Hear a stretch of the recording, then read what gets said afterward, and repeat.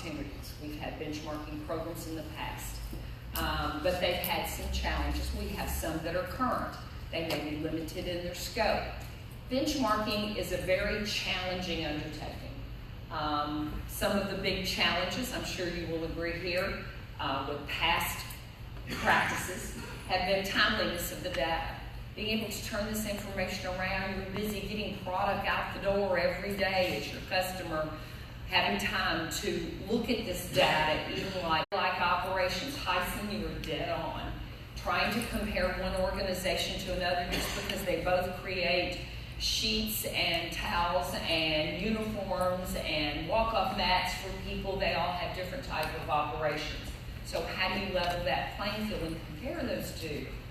The varied levels of automation, you're very right on that, and market size, and we can go on. I'm sure y'all got about 3 other items right now in your mind that you're thinking of that those impact as well. There are many. Over the past year, our board has focused hard on 3 areas. One, to our individual members, and we have focused on that in our e-learning platform. One is to the consumers of your services, and we have looked at and developed a textile research council that unites the industry in looking at answering questions that we don't currently, or your customers don't currently have answers to.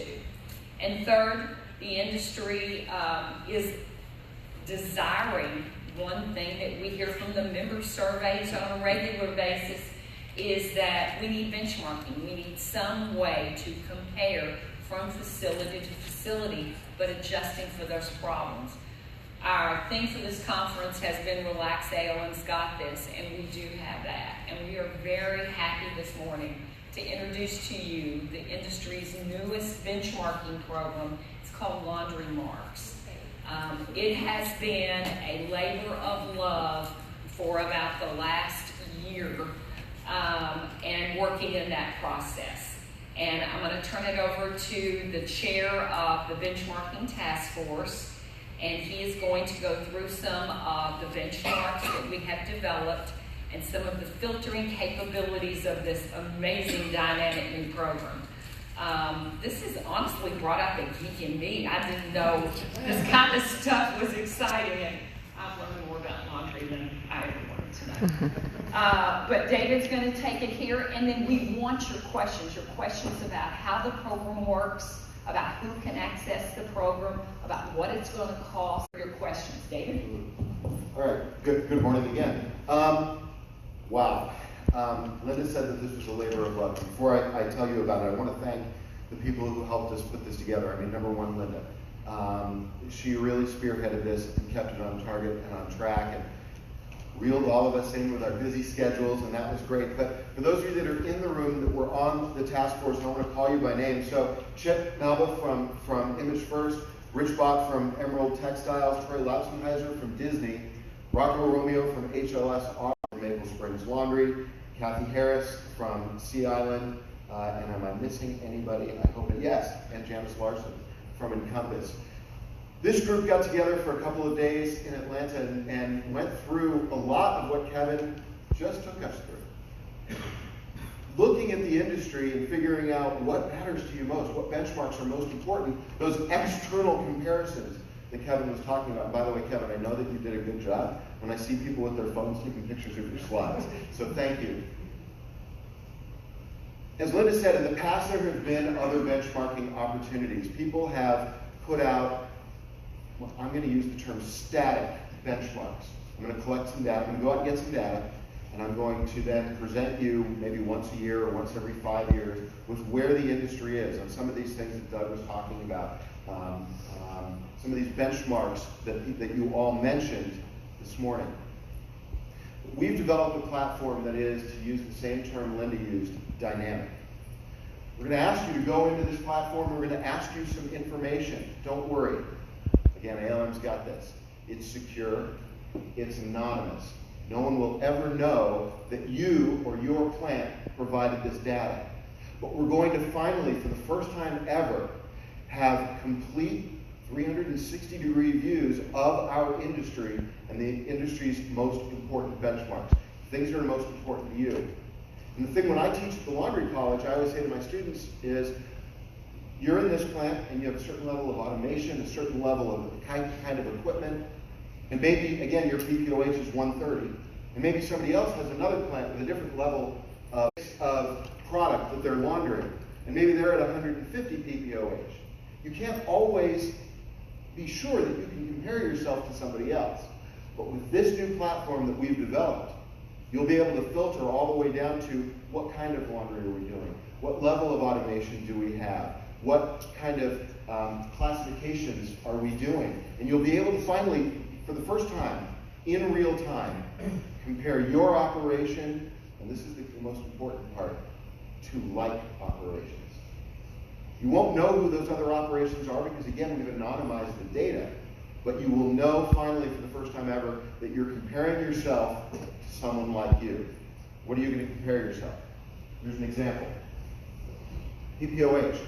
You're going to be able to see, and what we're reporting here, just so you get an idea of what we're looking at, this first line, where's my laser? I think it's here. This first line is the 25th percentile of the data that we've collected from other plants like you, or whatever filters you've applied. Linda's going to talk a little bit about that. Here's our median. Here's our 75th percentile. In this particular case, we got a little bit fictitious. Here's our plan. Hopefully, you're going to be more in this area, but you're finally, for the first time, going to have an idea of how you compare to other like facilities when it comes to PPOH. Or maybe chemical cost per hundredweight, something else that you mentioned. It's as if we read your minds as we put these slides together, and as we put the benchmarks together. So you're finally going to be able to see and compare your laundry to others in the industry on the various levels of percentile. Direct labor cost per hundredweight. Very important thing to benchmark yourself against. Total utility cost per pound. That's total. But if you want to go back and you want to see BTUs per pound, kilowatt hours per pound, or gallons per pound, we've got that too. And we can provide that to you as well. Or transportation cost per pound. Similarly, labor costs as a percentage of sales, those revenue-based metrics that Kevin was talking about. And again, total utility cost per pound. Or how about rewash percentage? Something also we talk about at the laundry college all the time. Benchmarking yourself against like operations. And finally, for the first time, not hearing from consultants and instructors at colleges saying, well, you know, you should do less than 3%. Here now you can see how you compare to others in the industry.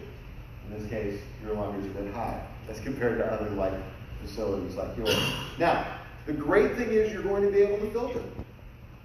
So you can go in and you can compare yourself against everybody in the industry. And you can see how your PPOH or how your chemical cost per hundredweight or any of these other myriad number of benchmarks, how you compare against the industry. But now what if you want to filter it down to really see what other organizations like you are doing? You can filter by the kind of laundry. Industry served, your location, your level of automation. So all those filtering capabilities are there, and they're all provided to you by LaundryMarks, and it's someplace that you haven't been able to get that before. Now, how many of you in this room are ALM members? Awesome. For those of you that are ALM members, you're going to have all of the full power and the full filtering capabilities that are available in LaundryMarks. For those of you that are non-members, we got that too. We want you to input your data. We want you to use this platform. It is free for you to use. However, the filtering capabilities are a little bit more limited. Think of it like Linda and I were talking about this. Think of it like an app on your phone. You get the free version, but then if you pay a little bit more, you get a little bit more capabilities. It's the freemium model. That's kind of what LaundryMarks is doing as well. So we want you to be members, but if you're not, you can still compare yourself to other facilities, and there we're filtering by country, by metropolitan location, and by facility type. So, not quite as powerful of a filtering capability, but we still want you to be involved as well. We see this, as Linda was saying, helping the industry. We want to finally, for the first time, provide the industry with real-time dynamic capabilities of comparing yourselves to others. And with LaundryMarks, I think we've done just that. What questions do you have for us? Oh, and by the way, before we get to your question, Doug, please come by the ALM booth today. We're going to be demonstrating this to you today, tomorrow. We want you to see the full capabilities, and we want you to get involved and be a part of this really amazing program. So thanks for coming, and thanks for your questions, your participation. Go, Doug. Oh boy. How about I just ask? Yeah. Because you got your, I usually call it kinetic, you call it dynamic, but you got your kinetic data coming in versus your static data. If you put one plant in there and you put that data in, you're going to get whatever their cost per hundredweight is, whatever their PPOH. But as you add more and more plants into your database, you're going to get a variance. I guess some people call that I forgot the term now, but basically you're going to get variance in that numbers, and those numbers are going to continue to bounce until you get to an optimal sample size in terms of the number of plants you're going to have in your database. Yeah, great question, and something that we're actually hoping. Standard deviation is the term I found. That is it. We're hoping that you're all going to help evangelize this program for us. We want as many plants involved as possible. We want them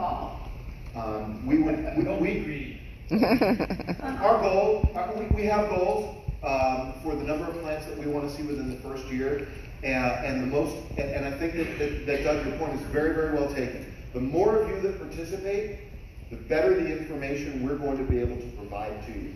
The more plants that put their data into our system, the more valuable our data becomes. So we want to encourage everyone, and we're going to find ways to incentivize you as well. We want to encourage everyone to get involved. The short answer to your question is we need several hundred plants as soon as possible. Okay. Okay, that's the short answer. Judy. As a participant, one who loads their data into the system, how many opportunities will we have to update that data? The data that you'll be inputting is for a fiscal year-end period. According to the Department of Labor, laws that protect your types of companies, your data has to have been at least 3 months old. And at that point, you would put in the data for your fiscal year-end. So if your fiscal year-end is June 30, August, September 30, you can start putting your data in for that year. Now, it's not going to change for that year. Once you've got your data and your year is closed, your year is what your year was. So you're not going to have changes in that. However, one of the nice things about LaundryMarks, you're going to be able to record year after year after year and keep it. You can benchmark yourself against yourself. You can benchmark yourself against those like you. And as ALM members, you can continue to change those filters. So your data is not going to change from year to year. Now, your internal benchmarking data can be used to compare. Oh, this is where we were then, and these are the changes we have made then for next year. So you can see it from year to year. But your data's, while your data changes from week to week, we are looking at one 365-day period according to what your fiscal year is. Right now, we've got about 30 beta testers who have entered the real data. We did an alpha test before that. And we're continuing to adjust and recalibrate. I love that word. To recalibrate some of that as we're learning, okay, this is a little better. One of the areas that we were told we'd have problems with was collecting your utilities. And we did have. People weren't totally digging in and looking at our definitions. And there are a lot of really good definitions in here as well to help everyone frame and report the same data. Wait, I have a follow-up question. What if I get lazy and I put my data in, and then the following year I don't update it? Will you purge old data? No, as long as you remember your data will stay in there. Well, how will I know everything is current then? How you know everything? You'll have to enter your current year data to go forward. Now, you can enter it at any time. Even if, say, you decided somehow that you didn't have the data collection or capability or someone to put it in for 18, and you start participating in 19, we can set it up so you can go back and load in your 18 data. So if for some reason you haven't been able to, now, the sooner you can get it in, the better off it's going to be for you, because you're not going to lose a year's worth of decisions that you've made based on the data that you have. Brian? 2 questions. Is the data for things like labor costs normalized so that you take out the regional variability of wage rates? Or are you going to keep it raw data to do regional comparison? And since you can filter by country, will it automatically adjust for pounds to kilos and local currency? Yeah, those are 2 great questions. First of all, no, we're not normalizing. Because of the filtering capabilities, you'll be able to look on a region by region, even a state by state basis. So that should allow you to do that, because you're absolutely right. It's quite different than minimum wage in pick your town. And so that definitely will make a difference. So yes, so that's part of the filtering capabilities. Your second question again, I'm sorry. Will it automatically translate to Right. kilo or Canadian dollars from US dollars? And that was one of the first questions I asked. And unfortunately, with this particular platform at the current time, the answer is, we're going to ask people to enter. Sorry, those of you on metric. I mean, shame on us, we should be there anyway, but we're going to ask you to enter in pounds. You're going to have to do the conversion, have to do that conversion as well.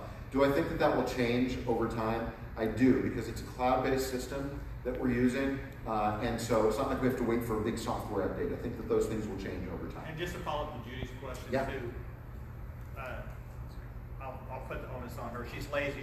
She put in the wrong data. She transposed because her dyslexia kicked in. Can she update her data Yes. if it was wrong? Yes, she absolutely can. And by the way, there a lot of the data we are doing checksums. So if you really mess up, sorry, Judy, if you really mess up, And I will. the system will probably pick out an error on certain things. So that's something to keep in mind. Thank So you. it's kind of like your tax form where it says, that's an awful high amount. Are you sure that's correct? Yeah, and we do, and a great example is therms and BTUs. We noticed from our, and you'll see this in the beta testing data on the floor, we realized some individuals were entering therms even though we were asking for BTUs, even though we provided a calculator on there for them. So one of the outlier reports is if you report 6.74 BTU perform at that level, and there is an alert now that pops up and it says you are outside of the norm expected, please look at the definition again. And it also gives conversion tables and calculators for converting your metrics and your dollars. Right now, for our first year, we're set up for all of North America. We are looking at US, Mexico, and Canada. So we have those conversion calculators built in there for you. When you are saying on a type of laundry, does it mean also be COG versus rental? And maybe might not be too many interested here. Ability one versus non-ability one as well? Or? Yes, it was built in because you had representation on the task force that was looked at, and there's a number. We didn't ask necessarily high ability one, but we do ask questions about, do you utilize, what is the percentage of your temporary workers? Because if you have a high influx of temporary workers, that may have an impact on your pounds per operator hour. So you're able to filter even at that level. So if you're using disabled workers, that capability is going to be in there as well, and based on the percentage that you have. Good questions.